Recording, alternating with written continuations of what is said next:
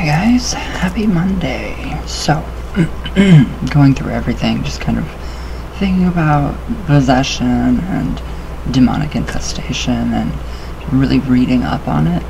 I think I found some different stuff that can help to scientifically disprove possession. So we'll kind of see what it is, but it is something to do with the brain, and since we already know about mental health issues and childhood trauma and all of that, so let's see what this is. Alright, so religious belief in the existence of demons is a sincere part of the Catholic faith. So demonic possession can be particularly frightening Hollywood trope for devout Catholics and former Catholics. So walking out of the theater into the dark parking lot and entering your empty apartment after a midnight showing of The Exorcist, well, that wouldn't be too bad.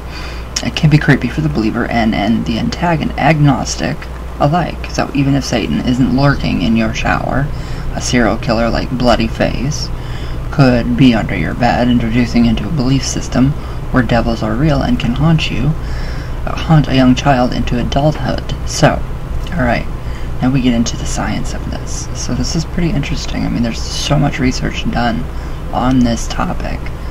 Alright, so here we go.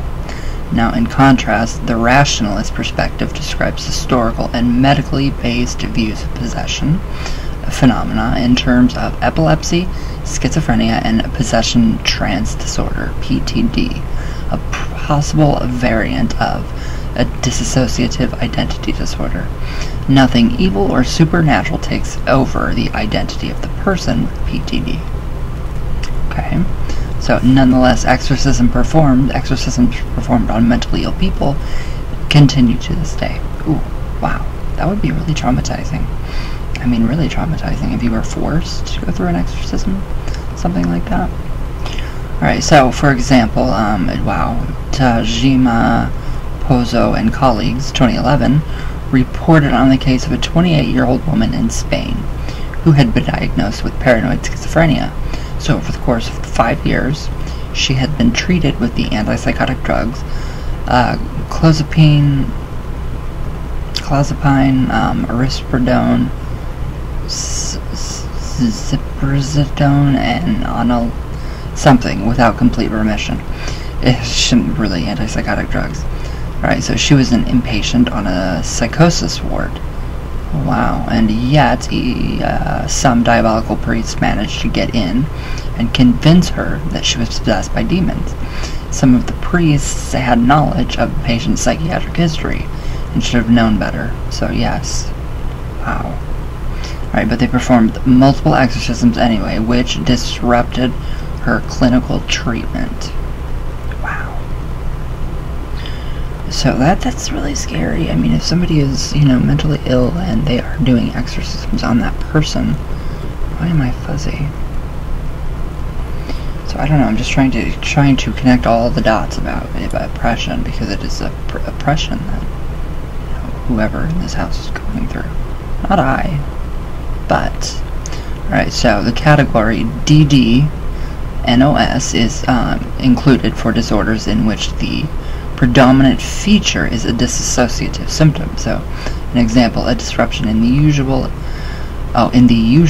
integrated functions of consciousness, memory, identity, or perception of the environment that does not meet the criteria for any specific dissociative disorder. So what would make somebody go so crazy? What would make somebody go so crazy? Alright, now we have dissociative trance disorder. This could be one of them. I don't know if you guys remember me telling you about a few instances where it got pretty violent. So let's see what this dissociative trance disorder. Alright, so single or episodic disturbances in the state of consciousness, identity, or memory that are indigenous to particular locations and cultures. Dissociative trance involves narrowing of awareness of immediate surroundings or stereotype behaviors, or movements that are experienced as being beyond one's control. Okay. Possession trance involves replacement of the customary sense of personal identity by a new entity, attributed to the influence of a spirit, power, deity, or other person, and associated with the stereotyped involuntary movements or amnesia, and is perhaps the most common dissociative disorder in Asia. Alright, so that would explain like blackouts from alcoholism and feeling like you're going crazy and blowing up on people. I would definitely fall into that category for that. So I'm still not sure. The whole not knowing, what you're doing, that's pretty interesting right there. It's very interesting. So, alright, but it says the dissociative or trance disorder is not a normal part of a broadly accepted collective cultural or religious practice. So that's very different. It does explain a little bit, not too much, but a little bit. So, wait a minute. Where'd I go? Oh, no, the culture specific aspect of the disorder, which shows substantial heterogeneity, whatever, in its expression. Dr. Romeo Vitelli at the blog has written about some of the phenomena. For instance, amok is an aggressive trance-like state in Malay culture, whereas piblokatog is an acute dissociative reaction in the Inuit tradition caused by evil spirits possessing the living. So in two previous posts, here are the neurocritic. We also learned about Sen in Uganda, ghosts that replace the identity of the afflicted individual. That is just crazy. So, I mean, it could be something, demonic, not demonic, but I mean, negative behind whatever Mr. Apple that is, being used. So some spirit is being used as a puppet. So that's with the scan that my friend did, the psychic scan. I mean, what he saw was spot on. Well, now we have dissociative disorders in DSM-5. So, will there be changes for dissociative trance disorder? So, in DSM-5, so the new and already reviled psychiatric manual makes its debut in May of 2013, so it's already passed. So, a 2011 paper describes some of the proposed changes to the dissociative disorder. So the pathological possession trance, PPT, component of DTD is claimed to be similar to dissociative identity disorder, DID, or the diagnosis formerly known as a multiple personality disorder. So wow, this gets really, really deep into the psychology of the brain. And, just put science and, religion or spirituality together, and I think, it can be solved. Really tough problem can be solved with, analytical, subjective subjective analysis. Alright, so, it is a disorder of identity, alteration that occurs during an altered state of consciousness. So, alcohol would be altering your state of consciousness. So, of course, unlike DID, the alternate identity or identities in PPT are attributed to possession by an external spirit, power, deity, or other person, rather than the internal personality states. Associated symptoms of PPT include stereotyped or culturally determined behaviors or movements that are experienced as being controlled by the possessing agent and or full of partial amnesia for the event. That fits kind of what has happened in the past, so I'm not 100% sure on this one. This is just, crazy. So we have pathological possession trance would be included under DID, while dissociative trance without possession would remain under dissociative disorders, NOS. It's crazy. It is really crazy. There's so much science behind the state of possession. Things being... I have not found any scientific research or studies for the for hauntings or other spirits being puppeteered.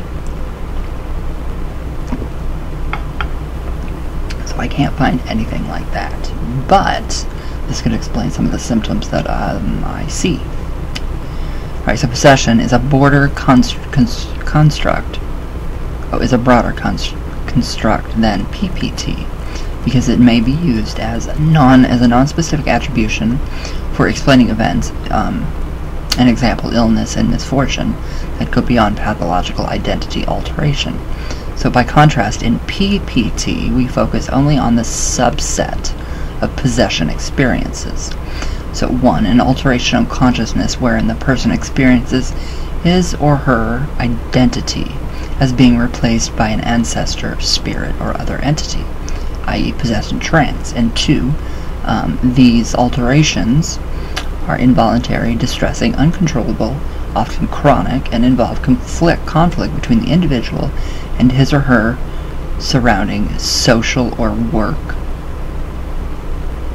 So i.e. the possession trance is a pathological one.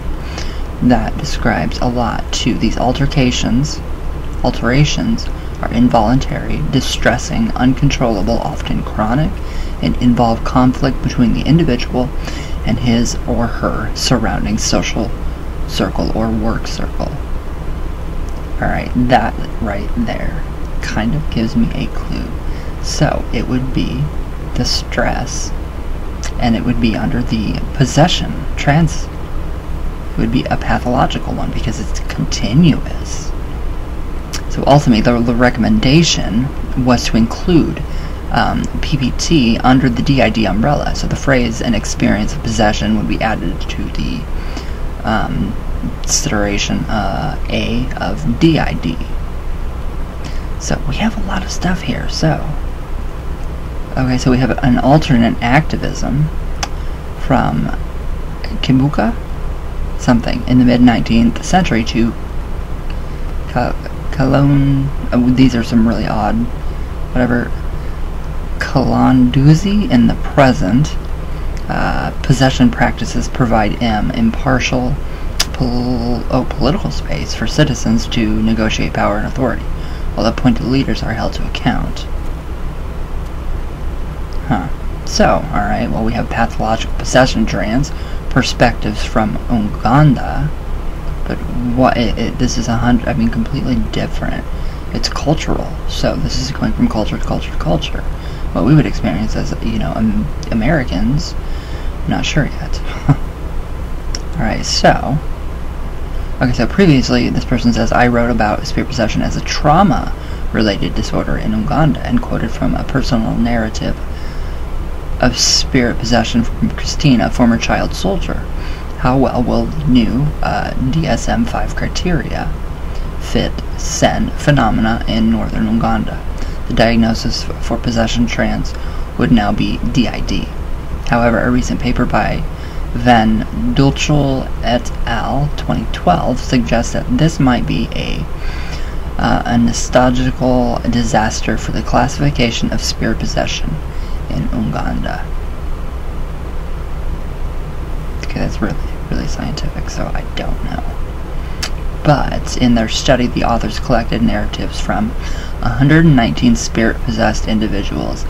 They also developed a checklist for locally relevant dissociative and possession symptoms.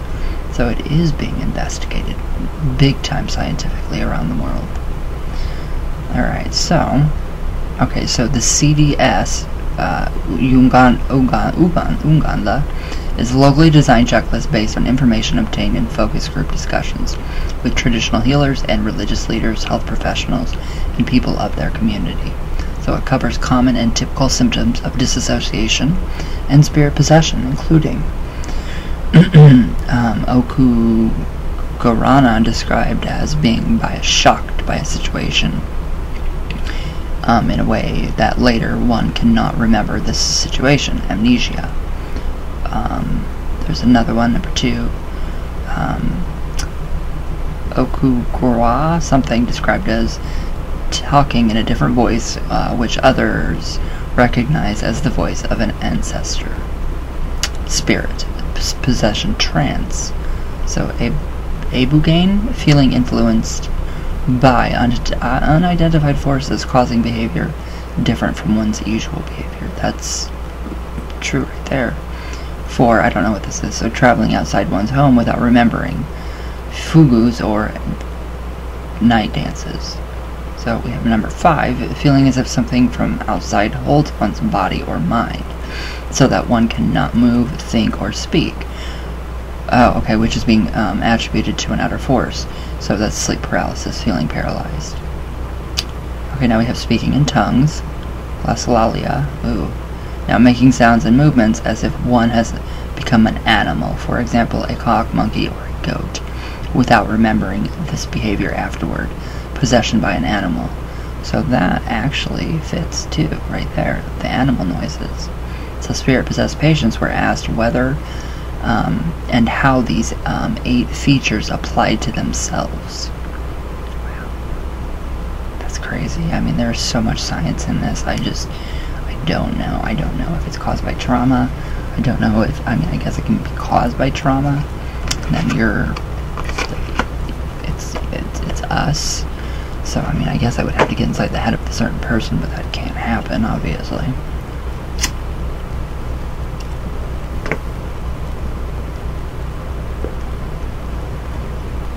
I don't know. It's very strange. Alright, so the data were analyzed to examine the possible clusters of symptoms, merged with a checklist developed from the personal narratives, and then compared to the old DSM-IV, DTD criteria, and the new DSM-5 DID criteria. Alright, so 2 distinctive clusters emerged. One cluster included shaking, stereotype movements, and speaking in voices of spirits. Active symptoms. The second cluster included amnesia, fugus, and feeling paralyzed. Passive symptoms. The passive symptoms were a better fit with DID, but the active symptoms were more like DTD. So furthermore, many more symptoms fell outside either diagnosis. Interesting. Very interesting subject. I mean,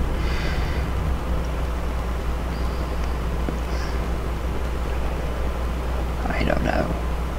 Alright, so now we have experiences such as hearing voices of spirits or the deceased, strange dreams, feeling influenced or held by powers from outside, feeling paralyzed or moving around in fugu-like states, are not explicitly covered by the experimental DSM-IV research criteria, nor by proposed criteria for DID in DSM-5.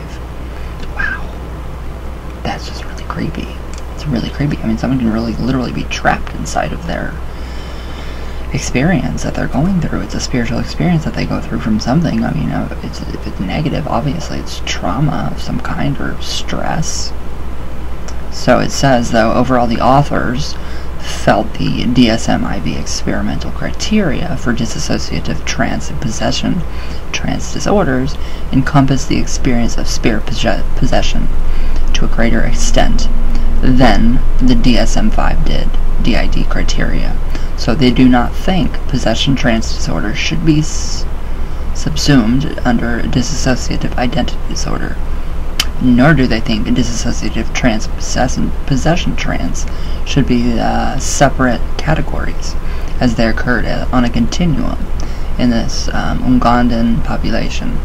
Instead, a more culturally inclusive mindset might have prevented some of the DSM-5 changes from moving forward. Wow. That's a lot. I mean, that's some research. Crazy research. So basically,